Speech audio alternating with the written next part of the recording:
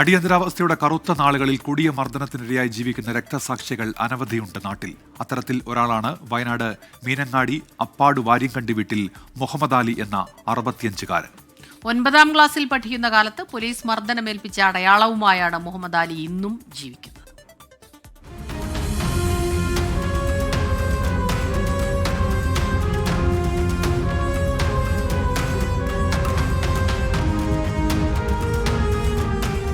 അന്ന് മീനങ്ങാടി സർക്കാർ സ്കൂളിൽ 9ാം ക്ലാസ് വിദ്യാർത്ഥിയായിരുന്നു മുഹമ്മദ് അലി. കൊടിയ ആദിവാസി ചൂഷണത്തിന്റെ നേർക്കാഴ്ചകൾ CPIML പ്രസ്ഥാനവുമായി ബന്ധപ്പെടുത്തി. അന്ന് മീനങ്ങാടി വയനാടിന്റെ സാംസ്കാരിക ഭൂമികയായിരുന്നു. കാരണം മീനങ്ങാടി എന്ന് പറഞ്ഞെങ്കിൽ വയനാട്ടിൻ്റെ ഒരു സാംസ്കാരിക കേന്ദ്രമായിരുന്നു.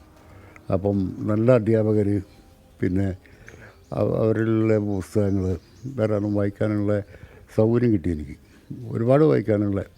വീട്ടിലെല്ലാവരും ഉറങ്ങുമ്പം മണ്ണെണ്ണ വിളക്ക് കത്തിച്ച് വെച്ചിട്ട് ലൈറ്റ് ഓഫ് ചെയ്തിട്ട് മണ്ണെണ്ണ വിളക്ക് കത്തിച്ച് വെച്ച് വായിക്കുന്നതിന് സ്വഭാവം ഉണ്ടായിരുന്നു.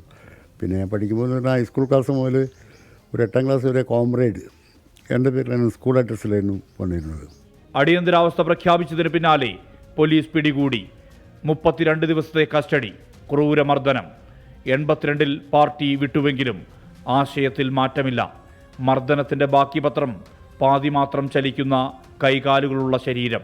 അതിഭീകരമായിട്ടുള്ള മർദ്ദനം തന്നെ. ഇന്നത്തെ പോലീസൊന്നുമല്ല അന്നത്തെ. വളരെ ക്രൂരമായ രീതിയിൽ, ഇന്നൊന്നും ചിന്തിക്കാൻ പോലും കഴിയാത്ത രീതിയിലുള്ള മർദ്ദനങ്ങളായിരുന്നു നടന്നിട്ടുണ്ടായിരുന്നത്.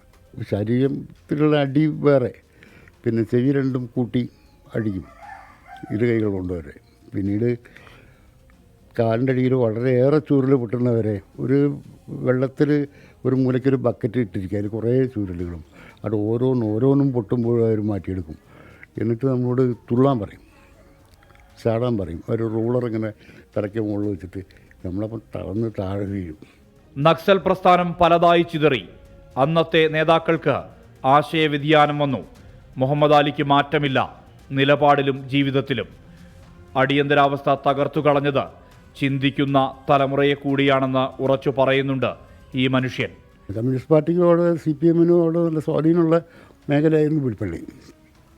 പക്ഷേ അവസാനം കമ്മ്യൂണിസ്റ്റ് പാർട്ടി എന്ന് വെച്ചിട്ടുണ്ടെങ്കിൽ CPM നേതാക്കൾ പോലും തമ്പുരാൻ്റെ വീട്ടിലായ അത്താഴം.